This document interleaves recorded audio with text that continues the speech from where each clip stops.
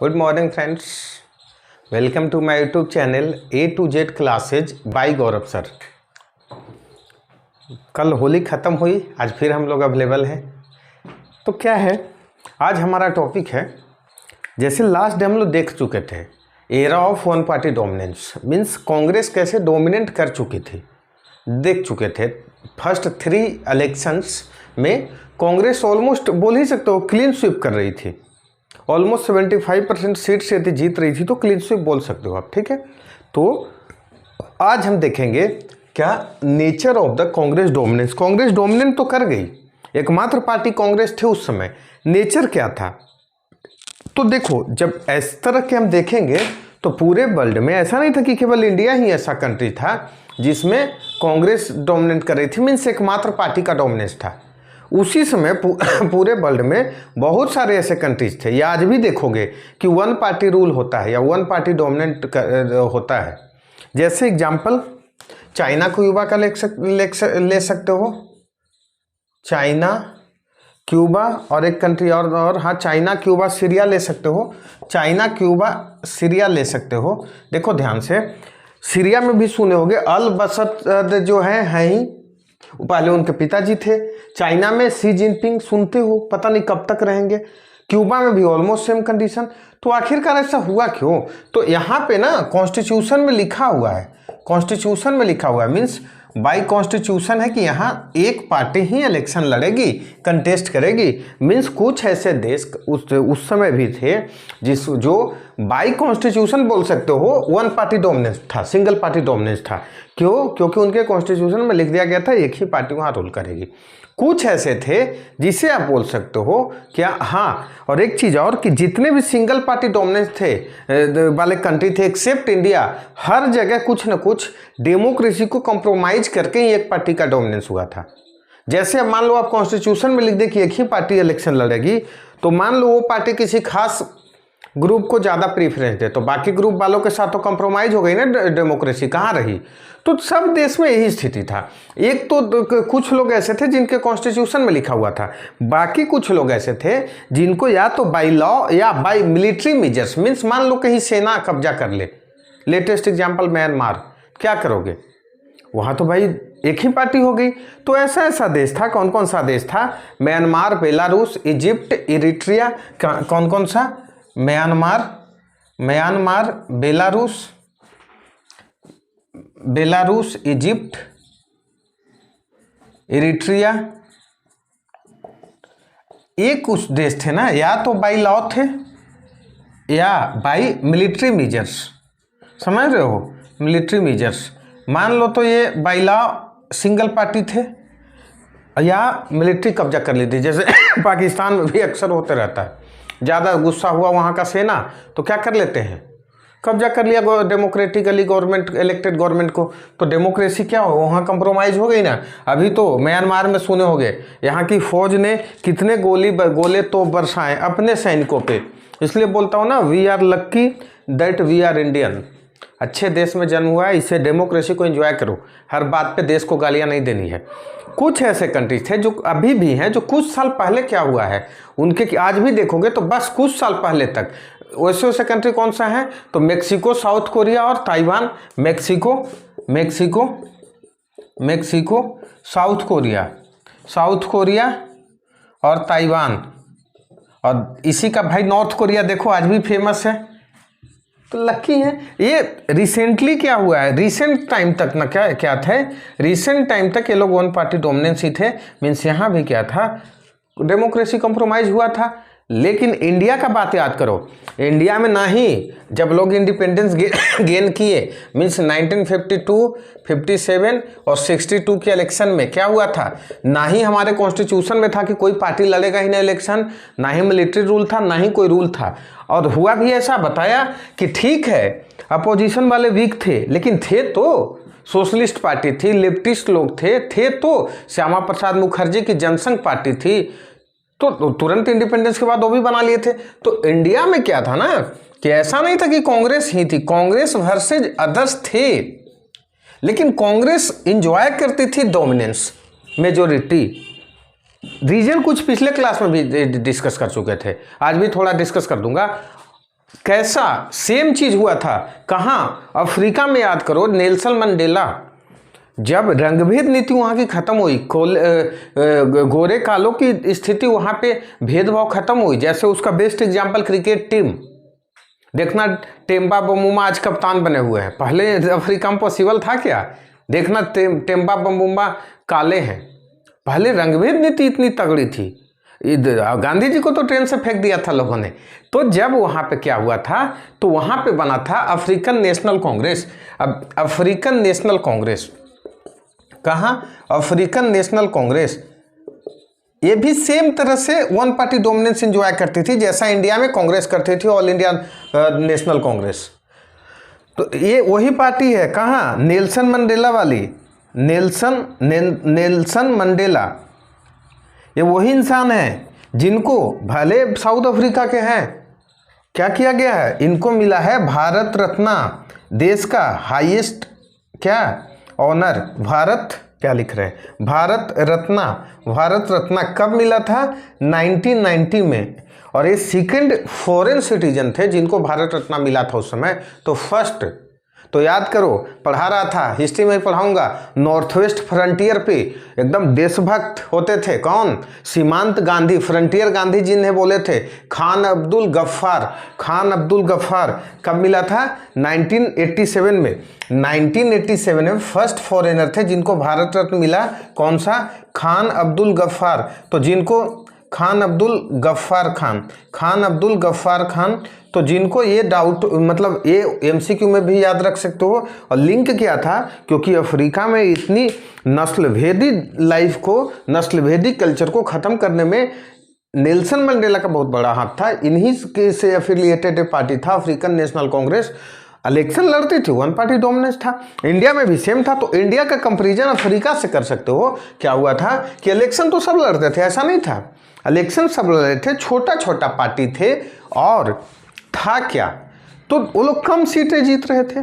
तो ऐसा नहीं था कि इंडिया में डेमोक्रेसी कभी कोई कंप्रोमाइज हुआ था, बिल्कुल नहीं हुआ था, क्योंकि डेमोक्रेटिक बेस से इलेक्शन कमीशन था, डेमोक्रेटिक बेस से लोग कंटेस्ट करते थे। और बताया था कि एवरेज उस समय निकाला जाता था तो एक सीट पे 4 से ज़्यादा कैंडिडेट होते थे। मतलब ऐसा नहीं कि नेहरू जी कुछ कंप्रोमाइज करके प्राइम मिनिस्टर बन गए थे, नहीं, प्रॉपर वे में चुनाव होता था, इलेक्शन कमीशन था, सब पब्लिक वोट देते थे, यूनिवर्सल एडल्ट फ्रेंचाइजी था, हर किसी को वोट देने का अधिकार था, जो बाकी कंट्रीज में नहीं था। ये इंडिया में डिफरेंस था। और लग रहा होगा सर तो ऐसा रहा क्यों था, रहने का डोमिनेंस बता चुका था, फिर बता रहा हूँ क्या होता था कि एक तो कांग्रेस का लिगेसी ऐसा था ना भाई, मान लो आप देश की आज़ादी जिसने दिलवाया हो उसके प्रति इमोशंस रहेगा ना, तो उन्हीं लोग को, और फ्रीडम फाइटर्स मीन्स आज़ादी की लड़ाई लड़ने वाले बहुत सारे ऐसे लीडर्स थे, फ्रीडम फाइटर्स, जो क्या थे उस समय इलेक्शन लड़ रहे थे। Best example Jawaharlal Nehru. अब बताओ जवाहरलाल नेहरू के सामने किसको कोई वोट देगा, अपोजिशन रहते हुए भी? उनके सामने पूरे अपोजिशन मिल करके एक कैंडिडेट दिया था 1952 में ही, जहाँ तक हमें याद आ रहा है, महात्मा टाइप के थे, सातूत टाइप के थे, फिर भी नहीं हरा पाए थे, जो कि इमोशंस होता है, हिंदू धर्म को लेकर के इमोशंस हो जाता। तो बहुत सारे ऐसे थे फ्रीडम फाइटर्स जो कांग्रेस की तरफ से टिकट पे चुनाव लड़ रहे थे। अब कांग्रेस के टिकट पे ये लोग चुनाव लड़ेंगे तो इनके सामने किसको कोई वोट देगा, जितना ही है। दूसरी चीज़ थी, कांग्रेस चूंकि फर्स्ट ऐसा पार्टी थी ना, तो फर्स्ट ब्लॉक का एडवांटेज था, मीन्स फर्स्ट ऐसा पार्टी थी जो जानती थी पॉलिटिक्स करना।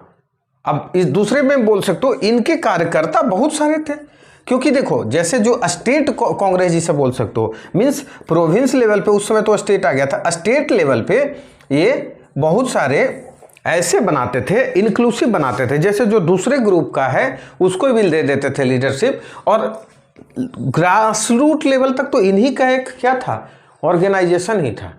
तीसरी और क्या सोच सकते हो, तो तीसरी था कि ऑल इंक्लूसिव पार्टी थी।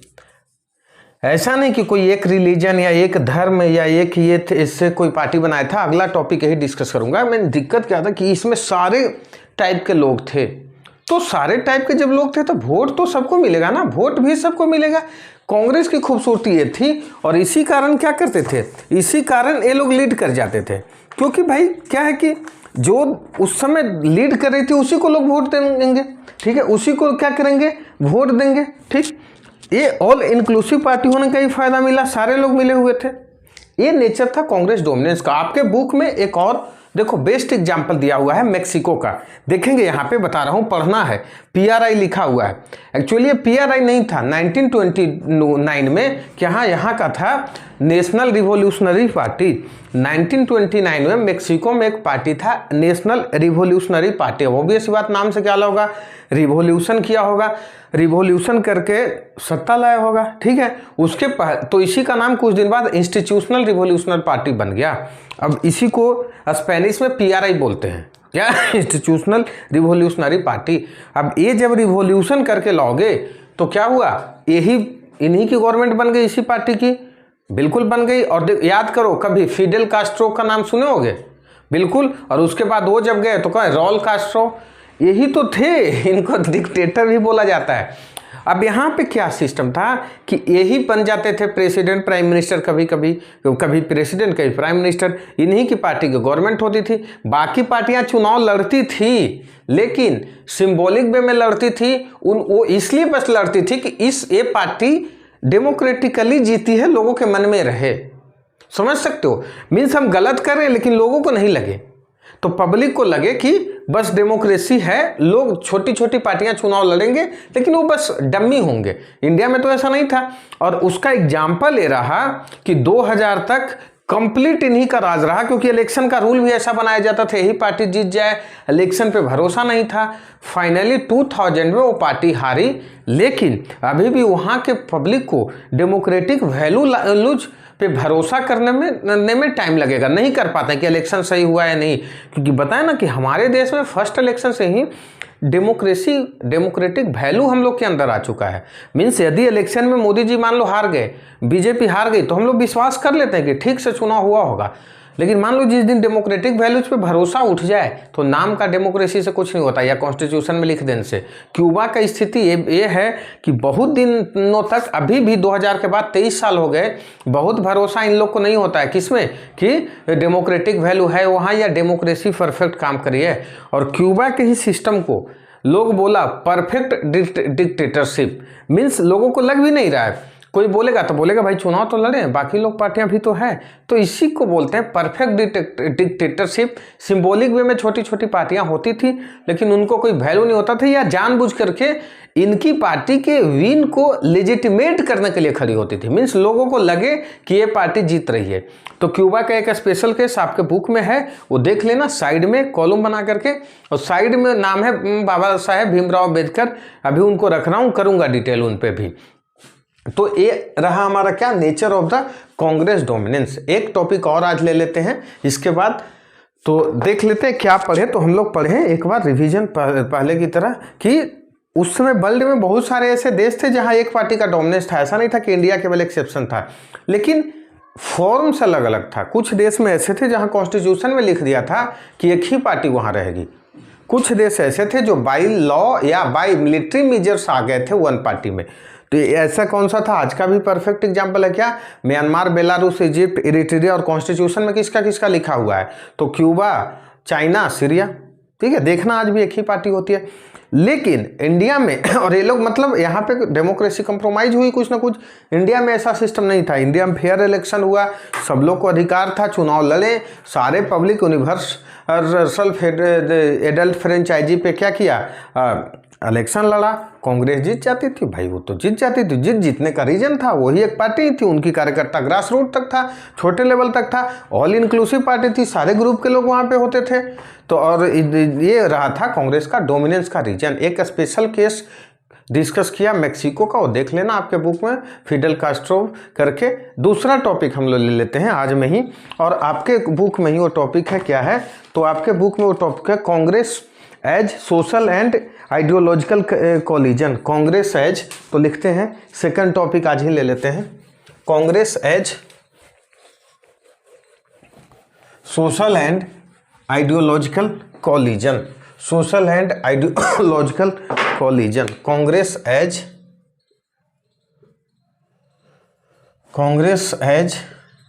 Social and ideological collision, ideological collision. अब देखो social Congress as social and ideological collision and ideological collision, social and ideological collision, social and ideological collision, ठीक है। अब देखो मन क्या हुआ, दो वर्ड है, सोशल आइडियोलॉजिकल, कॉलिजन मतलब समझ रहे हो, गठबंधन।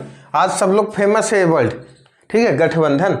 कांग्रेस भाई था क्या, तो देखो कांग्रेस जब देखोगे 1985 में, व्हाट 1985 में 1985 में कांग्रेस जब बना, बताया था, ठीक है।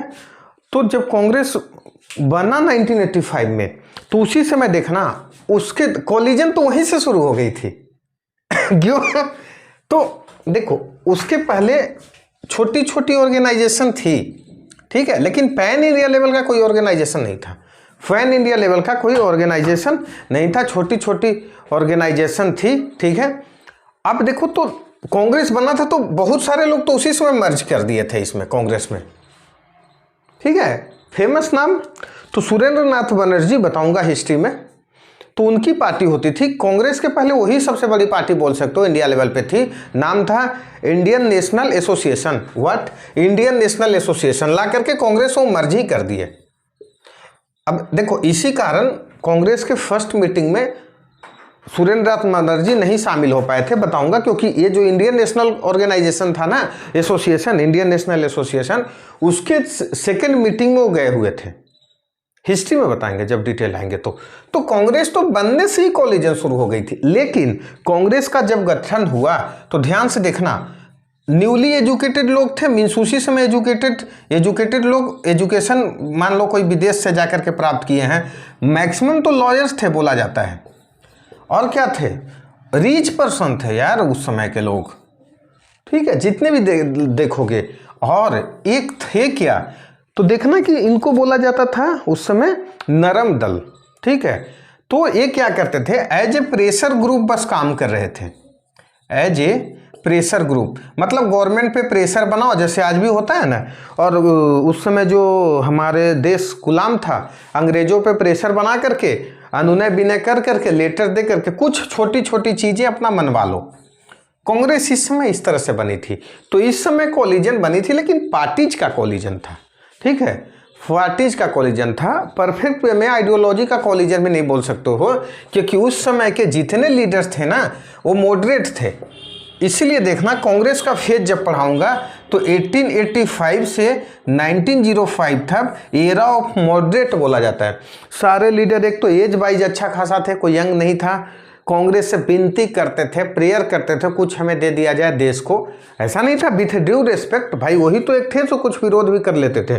तो ये तो आइडियोलॉजी वाइज तो कॉलिजन नहीं था, सारे एक ही आइडियोलॉजी के थे। उस समय वार करने से लड़ते थे, डरते थे, विरोध नहीं ज़्यादा करते थे एक्सट्रीम लेवल पे जा करके। तो ये क्या है कि ये तो मॉडरेट लोग थे। लेकिन 19th सेंचुरी में याद करो, 19th सेंचुरी में क्या हुआ कि आ गए लाल बाल पाल, लाला लाजपत राय, बिपिन चंद्र पाल और बाल गंगाधर तिलक, तीनों जैसे नेता आ गए, एक्सट्रीमिस्ट बोल सकते हो, एक ग्रुप आया। तो उस समय भी वहीं से आइडियोलॉजिकल कॉलिजन होने लगा, हुआ ना, ध्यान से सुनते हैं। आइडियोलॉजिकल कॉलिजन की शुरुआत तो उसी समय से होने लगी ना। इसी समय देखते हो 1905 के आसपास, 1906 में कांग्रेस दो पार्ट में बट भी तो गई थी, एक्सट्रीमिस्ट और क्या मॉडरेट में। क्यों? क्योंकि बंगाल विभाजन के टाइम में मतभेद हो गया था। तो आइडियोलॉजिकल कॉलिजन वहां से धीरे धीरे शुरू हुआ। और 19th सेंचुरी में क्या हुआ तो याद करो, पहले जो ये लोग कुछ लोग थे सूट वूट वाले, पढ़े लिखे लोग, लॉयर लोग, गांधी जी आ गए कांग्रेस में, बोले भाई साल में एक बार मिलोगे तो काम चल जाएगा क्या, और इस तरह से चलोगे, पढ़े लिखे लोग चलोगे से काम चल जाएगा। गांधी इसलिए तो महान हैं, वो समझ गए हैं कि मांस जोड़ा कैसे जाता है, लोगों को लाओगे कैसे। तो देखना कि कांग्रेस में कौन कौन लोग भी आने लगे, फार्मर्स भी जुड़ने लगे, फिर कौन कौन से जुड़ने लगे, लेबर्स भी जुड़ने लगे, ठीक है, लेबर्स भी जुड़ने लगे, सब जुड़ने लगे, SC ST जितने भी है, फीमेल्स सब क्या करने लगे, जुड़ने लगे। तो देख लो, तो ये सोशल कॉलिजन इसलिए हुआ कि सारे ग्रुप, सोसाइटीज के जितने भी ग्रुप होते हैं वो सब मिलकर के, हिंदू मुस्लिम सब आने लगे ना। मीन्स जिस व्यू से भी सोच सकते हो, हिंदू मुस्लिम मेल फीमेल सब क्या करने लगे, जुड़ने लग गए। ये तो हो गया social collision. Sir ideological collision मतलब नहीं समझ पा रहे हैं।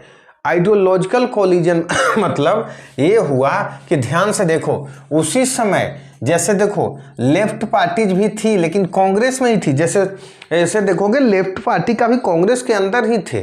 सोशलिस्ट पार्टी भी होती थी, सोशलिस्ट पार्टी भी होती थी, सोशलिस्ट पार्टी भी होती थी। और देखो सोशलिज्म का भी अनेक फॉर्म था। जैसे एक थे जवाहरलाल नेहरू, एक थे जवाहरलाल नेहरू और एक क्या आज़ाद हिंद फौज के गठन सुभाष चंद्र बोस साहब। ये दोनों को भी आइडियोलॉजी में देखोगे तो डिफरेंस था। आइडियोलॉजी अलग हो ना, सुभाष चंद्र बोस को ज़्यादा ही एक्सट्रीम सोशलिज्म के फॉलोअर थे और ये थे सोशलिज्म के फॉलोअर। दूसरी तरफ गांधी के भक्त लोग भी थे, गांधी वाले लोग भी थे, गांधी वाले लोग भी थे ना। क्या भाई साहब, थोड़ा सा वो क्या था, सत्य और अहिंसा मीन्स नॉन वायलेंस वाले। और कौन लोग थे, यंग ब्लड भी थे, मारधाड़ एक्शन से भरपूर थे ना। तो एक्सट्रीमिस्ट लोग भी आ गए, एक्सट्रीमिस्ट लोग भी आ गए, एक्सट्रीमिस्ट लोग भी आ गए। तो देखो इतने सारे आइडियोलॉजीज कांग्रेस में थी। और ये चूंकि कांग्रेस में आइडियोलॉजीज उसी समय से थी, इंडिपेंडेंस के बाद भी चीज़ें ऑलमोस्ट क्या रही, सिमिलर रही। ये तो इंडिपेंडेंस के पहले वाली चीज़ें थी। अब इंडिपेंडेंस के बाद कोई भी चीज़ आसानी से थोड़ी चेंज हो जाता है, नहीं, कोई भी चीज़ क्या होता है आसानी से नहीं चेंज हो जाता है। जैसे जब इंडिपेंडेंस गेन भी हम लोग कर लिए तो कांग्रेस ही एकमात्र पार्टी थी। और उसी समय का देखना कि क्या जैसे श्यामा प्रसाद मुखर्जी जैसे राइटिस्ट लोग भी कांग्रेस में थे। राइटिस्ट लोग तो सारे राइटिस्ट चले गए नहीं अचानक, श्यामा प्रसाद मुखर्जी बाद में भले बनाए। लेफ्टिस्ट लोग भी थे, सेंट्रिस्ट लोग भी थे, सेंट्रिस्ट लोग भी थे जो न लेफ्ट न राइट का बात करते थे। मजदूर को मीन्स लेबर्स ग्रुप को भी रिप्रेजेंट करने वाले थे। फार्मर्स लीडर भी थे, फार्मर्स लीडर भी थे। और क्या थे, और जब देखोगे तो इंडिपेंडेंस के बाद दलित समुदाय से भी थे, ट्राइबल समुदाय से भी थे, फॉरवर्ड क्लास वाले लोग भी थे, एजुकेटेड भी थे, नॉन एजुकेटेड भी थे, फीमेल्स भी थी। मीन्स बोल सकते हो कांग्रेस क्या था, तो रेनबो लाइक स्ट्रक्चर था, रेनबो लाइक स्ट्रक्चर था जिसमें सारे ग्रुप कंबाइंड थे। इसी को बोल सकते हो इंक्लूसिव पार्टी थी। क्या इंक्लूसिव पार्टी थी। तो यही तो हमारा है टॉपिक, क्या Congress has social and ideological collision. Means इसमें सारे का था, सारे क्लास, सारे कास्ट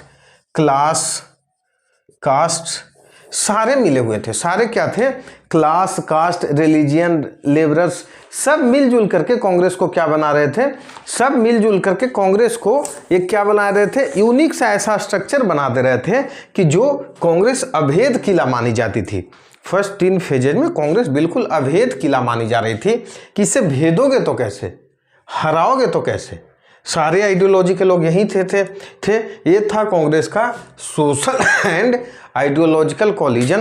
कांग्रेस का हमारा क्या रहा, social and ideological collision Congress का यही हमारे पास था। और बोल सकते हो कि इसी समय कांग्रेस क्यों डोमिनेट कर गई थी। जैसे कि एग्जाम्पल हम आपको बता दिए थे, सोशलिस्ट पार्टी का था। सोशलिस्ट पार्टी, इसका अपना कॉन्स्टिट्यूशन भी होता था, अपना मेंबरशिप भी होता था, लेकिन ये थे कांग्रेस के अंदर। बताऊंगा इसके डिटेल जब। कांग्रेस के अंदर इसी के लीडर थे कौन, जेपी नारायण, आचार्य कृपलानी, ये सब थे। 1934 में इसकी गठन हुई थी। अब देखो कितनी कांग्रेस में खूबसूरती थी, कोई विरोध नहीं करता था कांग्रेस का पॉलिसी, कोई विरोध करते थे कांग्रेस के अंदर। बाद में देखना 1948 में कांग्रेस ने अपना कॉन्स्टिट्यूशन सुधारा और बोला कि नहीं, अब आपको सिंगल मेंबरशिप रखना है, आइदर आप कांग्रेस को हो या बाहर जाओ। इन लोगों ने फिर जाकर के सोशलिस्ट पार्टी अलग बनाया कांग्रेस में कॉन्स्टिट्यूशन गठन होने के बाद, और फिर यही जाकर के अपोजिशन का काम करने लगे। अपोजिशन में चुनाव लड़े थे, अपोजिशन का काम करने लगे। तो एक कांग्रेस की खूबसूरती थी जो एक क्या करते थे, पूरा कोलिजन बना करके रखते थे और मतभेदों को सम्मान किया जाता था, दुश्मन नहीं माना जाता। मीन्स आइडियोलॉजिकल वे में भी वो लोग क्या थे, कोलिजन थे। और क्या कर सकते थे, और थे ग्रुप वाइज भी, मीन्स सोशल वे में भी कोलिजन थे। ये हमारा आज का 2 टॉपिक रहा। क्या पढ़े कि Congress as a social and ideological collision. इसमें ये लिखना इसी तरह से कि भाई उस समय आइडियोलॉजिकल कोलिजन जन तो जब शुरू हुआ था उसी समय से थोड़ी बहुत आने लगी थी। क्या पॉलिटिकल कोलिजन बोल सकते हो, आइडियोलॉजिकल कोलिजन आने लगा बाद के दिनों में। 19वीं सेंचुरी से ही कांग्रेस पूरी तरह कोलिजन जैसा ही फॉर्म बन चुका था, ये ऐसे लिख सकते हो।